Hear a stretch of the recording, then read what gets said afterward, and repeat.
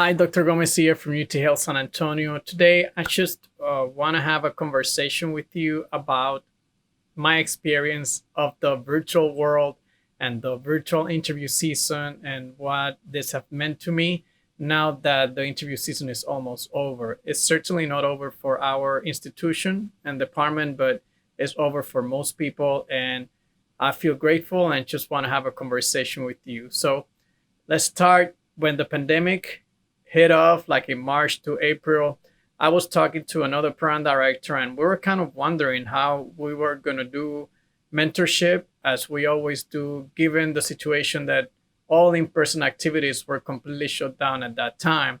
And somebody suggested me to do it through social media, specifically through Twitter, just because there was some audience there of medical students and some people in our specialty radiology that would be able to amplify the voice and get some information out there to medical students, especially those that were coming from smaller institutions that didn't have the machinery of orientation and mentorship to be able to navigate the waters of the application and interview process as good as some students that come from very bigger institutions. So at that time, I went back to my Twitter and the account was deactivated.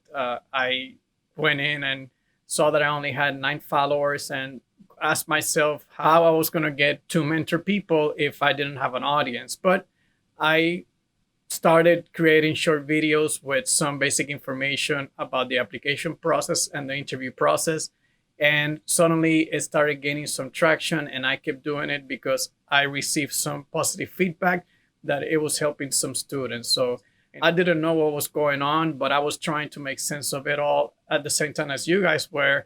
But I figured that if at least I portray myself as a program director that kind of felt like things were under control, it will send a message to you that it's going to be okay. And even though things are different, we all going to end up at the end of the day just the same way as a winner if everything was in person and COVID-19 didn't hit the world. So the first thing that I learned about everything virtual is how much mentoring you can do virtually. Through the process, some students reach out to me at the beginning and I was able to connect with them and created a virtual mentoring relationship that I sustain to this day. Some of the students were going into radiology, but some other students were going to neurosurgery, anesthesiology, neurology, internal medicine, and even PM&R. Definitely took a lot of time for me to do all this mentoring, but it was one of the most rewarding things that I've done this year in terms of mentoring. Also, I feel like I learned that our specialty in radiology is very strong, and I was very pleased and happy to see the residents be part of this movement of moving everything virtually to be able to pass the information of what is to be a radiologist to the medical students. This happened through virtual mentoring from residents to medical students and faculty to medical students. Also, the creation of Future RadRes, which was a pioneer in this scenario, and by Dr. Jasha Gupta. And through that initiative, they created virtual mentoring, and also they created the virtual mock interview, which was a great success. Also, many programs created virtual town halls that served as a way to pass the information to students about what their program was about and what did they have to offer. Our societies, the ACR and the RSNA and many other societies created tweet chats and activities through the virtual world that were able to propagate more information and try to educate all students about the process of application and interview. One of the things that was really surprising for me was how much the medical students stepped up to the plate and actually got involved in the process and took an active role in the process of mentorship and trying to navigate the waters of the application and interview process. I think that was very refreshing, and a lot of the initiatives that I saw in the virtual environments were actually created by the medical students. So for me, it's just another proof of how resilient the younger generation is and how much bright the future is going to be with them. Another thing that the virtual environment taught me is the importance of networking. And networking no longer is going to a place and shaking somebody's hand. Networking can be done virtually. You can participate with other people and projects from far away research, educational, or advocacy projects that you can get involved and get to know people. In fact, you can sense how hard somebody works virtually because there are still projects that need to be completed, there are still timelines that need to be met, and that doesn't discriminate between the virtual environment and the in-person environment. I feel like I was able to do a lot of networking with other people from my specialty, but I also feel like a lot of the medical students were able to do some networking with programs, faculty, and residents from institutions from all over the country. So when I think about the application and interview season itself, the one thing that I really learned was how to read and evaluate an application because of the way that our society and profession is moving. I really try to continue shifting my evaluation process to a more holistic way. Now, I learned really quick that this takes a whole lot of time because you have to read applications from beginning to end.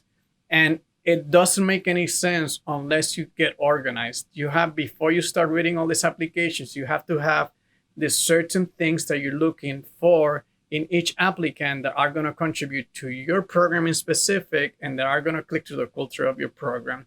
Starting to read applications in a vacuum without having any plan of what is that you're looking for is actually a very frustrating process. So it taught me a lot, and I think as I move forward as a program director, I feel more comfortable on implementing more holistic ways in evaluating the ERAS application. Another thing for me in the virtual interview season is the mystery of cancellations. In the past, in-person cancellations were pretty common, especially at the end of the interview season. But this year with virtual interviews, in at least our program has had only 2 cancellations when we usually have 20 to 25 because we're a large program. So the system is not correcting itself, and that just made me very nervous at the beginning of the interview season because I felt like it may be causing a scenario where all programs are interviewing the same 300 applicants for 500 positions, leaving too many positions unfilled. But I think a lot of people were really outspoken about this, and I think most of the programs realized that they had to offer interviews match the residents that they have in their program right now. So at least what we did in our program was that we offer 1/3 of the interviews to people that represented the qualities of top residents in our program, 1/3 to middle of the road, and 1/3 to slightly below average. In that way, we're offering interviews to a representation of what we have right now in our residency program. I think that we have done enough to prevent a catastrophe. However, I still have my questions because I do have several mentees that did not receive as many interviews as they expected. And I wonder if it's because there were no cancellations. The other thing I've learned a lot about the virtual environment is software and what do you use. Most of the people interview with Zoom, but Zoom was not the problem. The other problem was how do you manage moving people around in interview day? So for example, we bought a software called ResRate, and with this software, every student went to a room and interviewed with a faculty, and then they went out to another room, but they controlled the flow or the movement throughout the day. And some other programs had the program coordinator moving people from room to room. There's 2 ways of doing this, and I know that we're going to find out later on through surveys which one was more convenient for the medical students. But I did enjoy the one that we used because the schedule was on time. You had some specific slots to interview each candidate, and when that slot was completed, the time was up. So we always finish on time, which of course is respecting the applicant's time and of course the time of the faculty who got to go back and do some patient care. The other thing I learned really quick is that the applicants and medical students really show up with the quality of their setup. Great cameras, great lighting, people look great internet connections. Interviewing 120 people, I only had poor connection with 2 students, which didn't prove to be a problem. We found a way to continue the interview. And the setup was pretty perfect for most applicants, good sound, good video quality, and adequate lighting.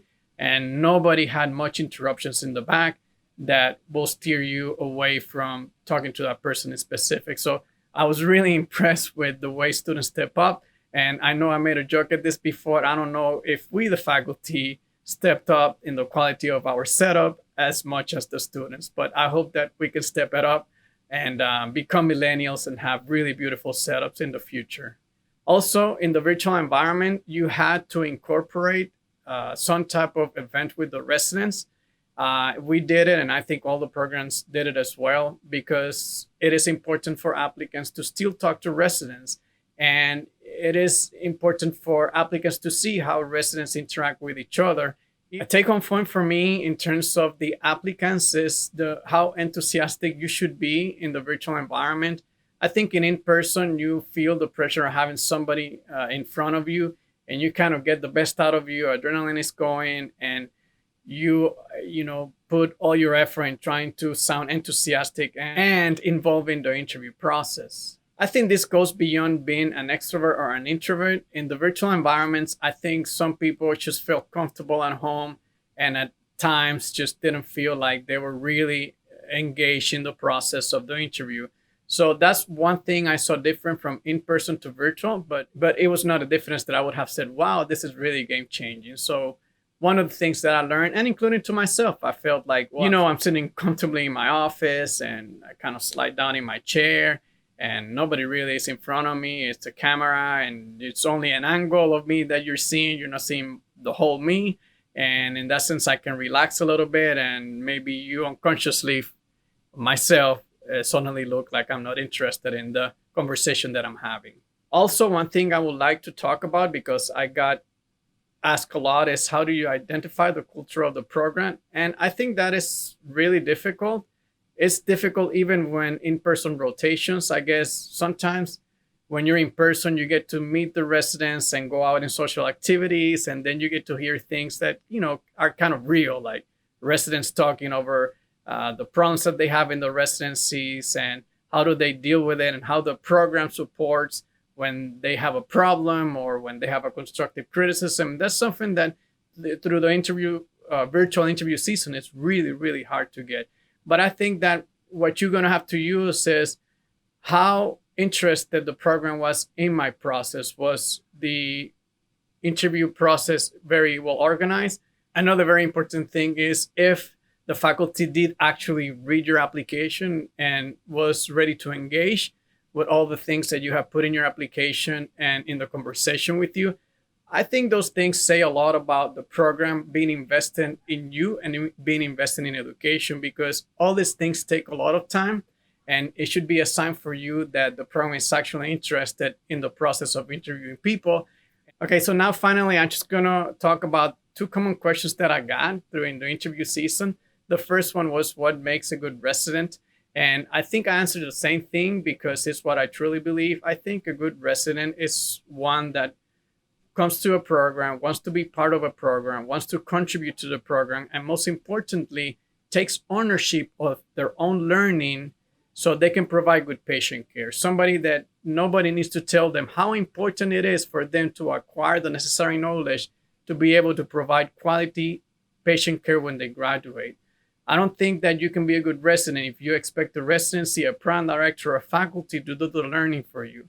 You got to be invested in it. You got to feel like you want to do it. And when you do that, you come across as an enthusiastic person that is a joy to work with. So I know that when you go to residency, not everything is perfect, but what should not vary for you, irrespective of the residency, is your desire to become a good doctor. That should not be affected by anything, because that's what you want to do. You want to be able to graduate and be able to provide awesome patient care. The other question that I get is, what makes a good program director? And that is kind of more difficult one. There are a lot of things that go into being a good program director. When I started as a program director, I thought I was going to be the king of education and give the most conferences. And I quickly realized that it's quite the opposite. As a program director, you actually usually have less time to teach, because you have so much administrative work, especially in a residency of my size. However, a good program director is one that listens to the residents, listens to their constructive criticism, and takes action upon it. No program is perfect, but the program director is responsible to make sure that there's always a progression and adequate reaction to the hardships that we face in every medical center, be administrative or be educational. So that's it. I'm just very thankful to be part of the virtual community in medicine and in radiology. And I'm very thankful that a lot of you medical students gave me the opportunity to be your mentor, even if it's virtually. I hope that I was able to provide some help through the process. And I'm sure that in the future, even when we go back to normal times of in person rotations, hugs, and handshakes, some of this virtual environment is going to remain. And I hope that moving to the future, it can continue to serve uh, to reach out a broader audience, especially those students who may not have the opportunities to get all the orientation that they should get to navigate the process. I wish you the best of luck. Thank you.